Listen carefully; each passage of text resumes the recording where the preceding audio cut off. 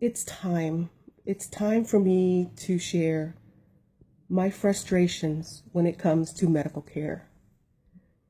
Let me give a little history of what happened last September, where I ended up having a pulmonary embolism that sent me to the hospital for a good week.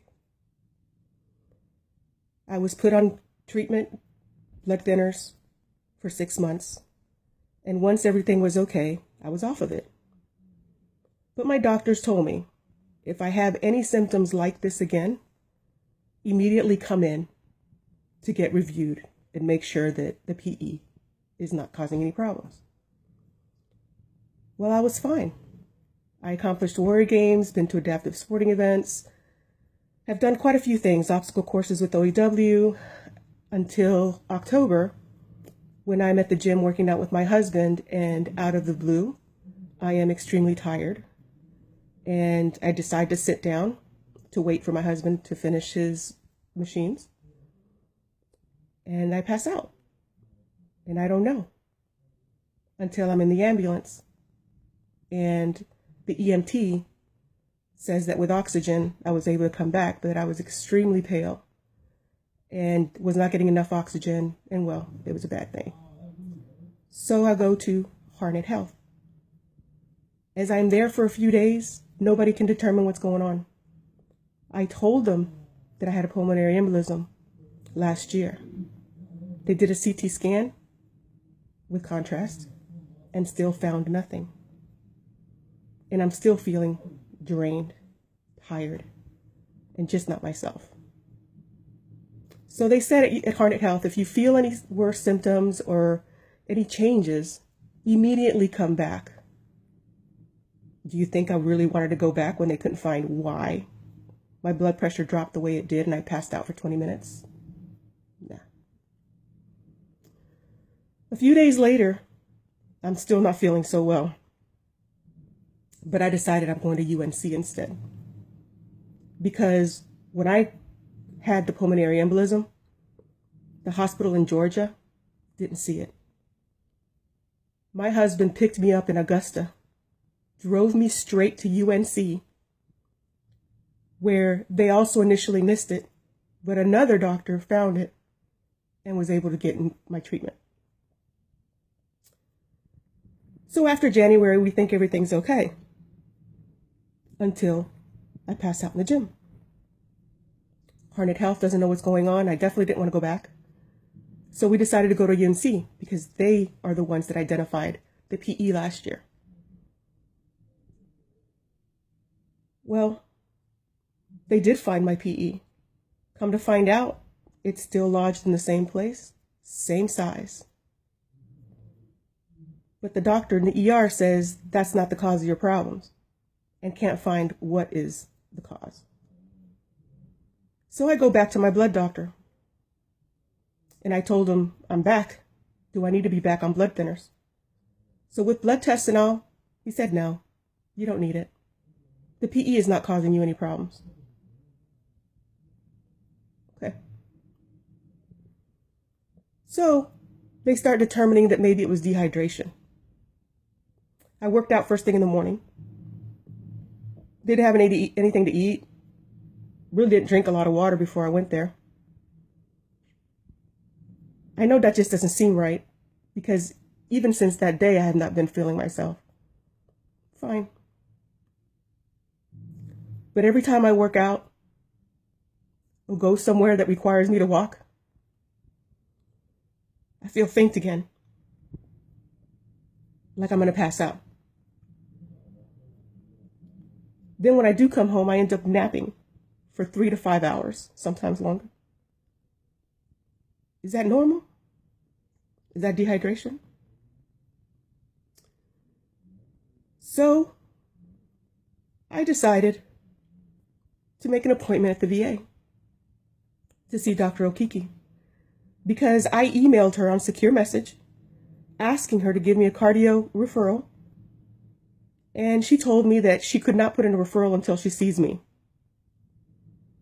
Took over a month to finally see her. Well, Before my appointment, I got notification that she moved to the new VA. She moved from Ramsey to Rayford Road. I had a 9 o'clock appointment with my psychiatrist that morning at the Ramsey VA, which I canceled because I didn't think I could make it from Ramsey to Rayford Road to see my doc. My appointment with my doctor at Okiki's office at the new VA was at 11. I got there about that time. Because it was a new building, we went to the information center and asked, where is 1C, where Dr. Okiki is? The gentleman at the desk pointed us to one end of the hallway, and we went. Come to find out, it was a women's clinic.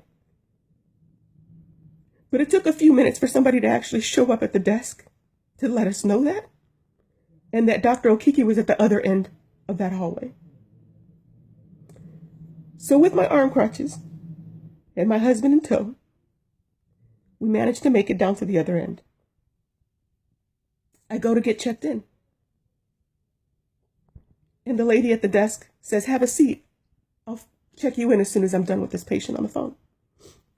I waited patiently, very patiently. By the time she was finished, she checked me in at 11:14. As soon as she did, she got a message saying that the doctor would refuse to see me because I was late. See, I've had issues with this doctor in the past, but the whole purpose of seeing her was to get a cardiologist referral.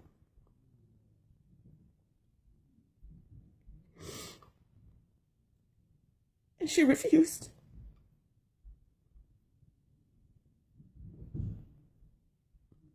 I lost it. I begged.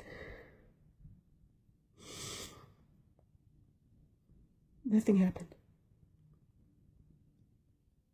I cried. I literally wanted just to kill her for doing this to me. And I left. Unaccomplished. With the problem that she at the VA refused to help me with.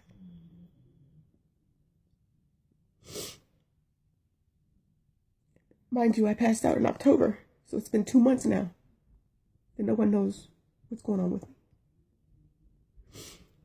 I can't work out like I used to. I had to give up trying to be a member with OEW.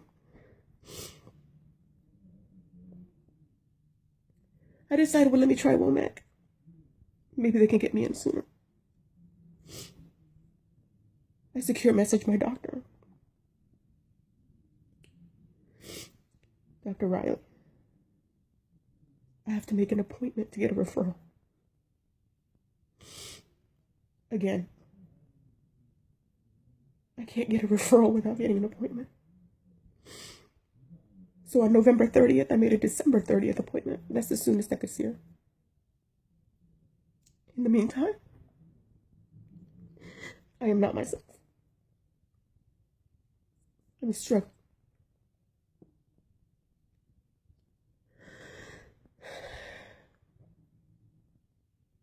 I am depressed. As if I need to be more depressed. I'm not feeling better every day. I can't go out by myself. I have to depend on my husband or somebody to be with me. Because I lose my energy so quickly.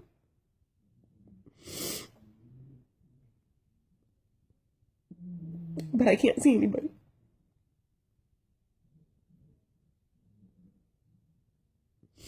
I'm doing all I can. But my condition doesn't warrant an ER visit until I pass out again. Obviously, to get an appointment with a doctor, it takes a month or longer to see them. By the time they put in a referral, you all know how long that takes. It could be months. And from what I can gather, from what Tony and I have researched, whatever I've been told about the PE not being an issue is an issue, because it's causing pulmonary hypertension. That would explain what is happening. Having an artery clogged by a PE that is making my heart work harder. In essence, not making me very well. And I don't want to wait until organs shut down, heart failure. I'm doing everything I can to get the medical care I need. But you have got to know, you don't have to be a veteran to try this hard. Anybody could be going through this kind of medical issue.